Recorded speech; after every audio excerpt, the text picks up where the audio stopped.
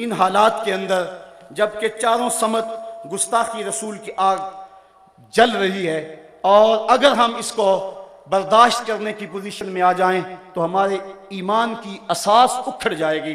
तो इस वक्त सबसे पहले तो हमने नामूस रिसालत की हिफाजत के शऊर को बेदार रखना है, जिसके लिए जलसे, जुलूस, एहतजाज, सेमिनार, रसाइल जरायद के अंदर मज़ामीन और इंटरनेट पे इस हवाले से जो है मुख्तलिफ मज़ामीन हमने छोड़ने हैं और पूरी कौम को इस हवाले में बेदार रखना है।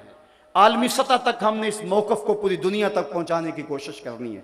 दुनिया की मुख्तलिफ ज़ुबानों के अंदर अपने मौक़िफ़ को हमने ट्रांसलेशन करके और दुनिया के पार्लियामेंट के मेंबर, सहाफ़ी, दानश्वर और दूसरे मगरबी ममालिक के थिंक टैंक जो हैं उन तक हमने अपना मौक़िफ़ पहुँचाना है कि इस हवाले से हमारा मौक़िफ़ क्या है।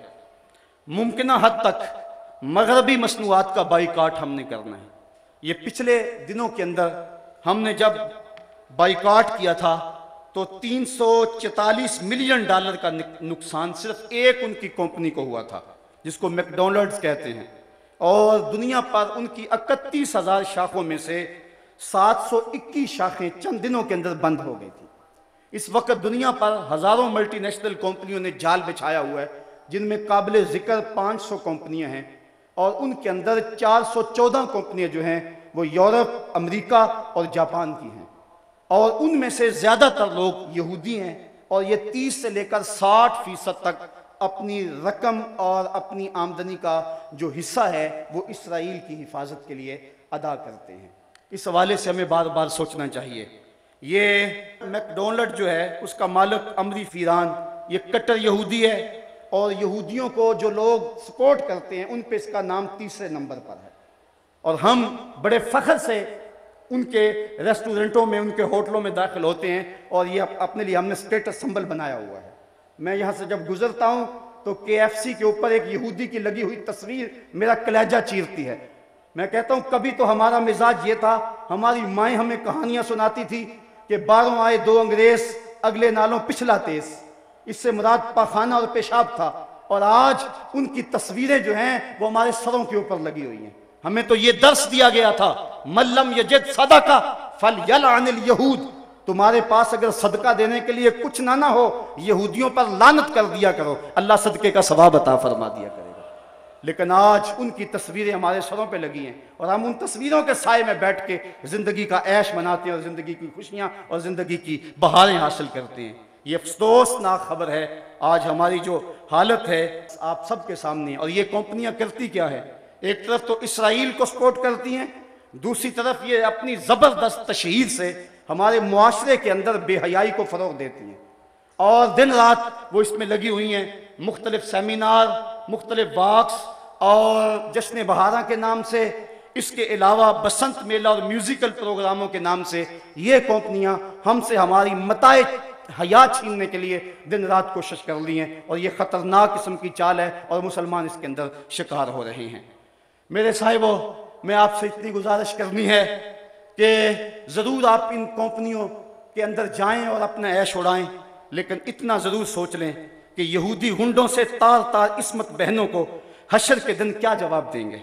कबूतर की तरह आंखें बंद न करें और उनकी ताकतवर तशहीर के सामने बेबस न नजर आए। सोचो तुम्हारी रकम कहाँ जा रही है। मगरबी मशरूबात को रात दिन इस्तेमाल करने वालों, फलस्तीनियों के बहते हुए लहू का भी ख्याल करो। सिगरेट जी की जो कंपनी फिलिप्स मोर्स है उसमें मुसलमान जो सिगरेट पीते हैं वो कंपनी 21% इसराइल को देती है। इस तरह एक दिन के अंदर एक अंदाजे के मुताबिक 96 लाख डॉलर रोजाना हम यहूदियों के फंड में जमा करवाते हैं। कभी हमने सोचा हम क्या कर रहे हैं? कभी हमने ख्याल किया हम क्या कर रहे हैं? मैकडॉनल्ड्स में कदम रखते हुए मुसलमानों की नोची जाने वाली बोटियों को कभी भूल ना जाना। हम अजीब लोग हैं, ला मक्का ला मोहम्मद का मोनोग्राम रखने वाले मशरूबात के बगैर हमारी एंजॉयमेंट ही अधूरी रहती है। Pay each penny to safe Israel का मुखफ़फ़ रखने वाले मशरूब के बाद दिल मांगे और पर मजबूर है। सोचिए हम क्या कर रहे हैं। क्या लक्स, रक्सोना और लाइफ बॉय से गुस्ल न करें तो साफ नहीं होंगे? सनसिल्क हेड एंड शोल्डर से बाल न धोएं तो क्या गंजे हो जाएंगे? लिप्टन और ब्रोक बांड की चाय ना पिएं तो जिंदा ना रहेंगे? फेयर एंड लवली और पॉन्ड्स क्रीम इस्तेमाल ना करें तो क्या चेहरे बिगड़ जाएंगे? वुडलैंड और एक्शन के जूते ना पहने तो क्या चल ना सकेंगे? बस थोड़ा सा सोचने की जरूरत है। लंबी से लंबी मसाफत का आगाज एक कदम पे होता है। हम समझते हैं कि हमारे करने से क्या होगा, लेकिन हमने पिछले से पिछले साल थोड़ी सी हरकत की तो इस कदर उनको होश आ गए, और फिर उस पर तुला ये कि वो इन मसनूआत के अंदर जो लिपस्टिकें हैं और मुख्तलिफ मशरूबात के अंदर खिंजीर की चर्बी डाल रहे हैं। और हम अगर किसी को ये बताते हैं कि फलां शहर में फलां शय पड़ती है, वो कहते हैं जनाब वो वैसे बता रहे हैं, वैसे किसी ने प्रापेगंडा किया है, ऐसे कब हो सकता है? ऐसा तो मुमकिन नहीं है। अगर कोई प्रापेगंडा कर ले कि ये चूज़ों को ब्लड फ्लो है, तो आप लोग सारी पोल्ट्री की सनत को तबाह कर देते, और कोई बंदा मुर्गी खाने को तैयार नहीं होता। हमारी जान ना चली जाए, हमें अपनी जान की बड़ी फिक्र तो है, लेकिन ईमान की कोई फिक्र नहीं है। उस वक्त अब हम बताएं कि मियाँ फलां चीज में फलां शय पड़ती है, फलां में सूर के मैदे की चर्बी आती है, फलां चीज में ये डाला जाता है, वो कहते हैं ये फर्जी बातें कर रहे हैं। साहिबो, हम गौर करें, बार बार गौर करें, और इस हवाले के साथ हमें मेहनत करनी चाहिए। एक तो हमारा काम ये कि मगरब की मसनूआत का मुमकिन हद तक हम बाइकाट करें, वो चीज़ें जिनका मुतबादल यहाँ मौजूद है वही इस्तेमाल करें।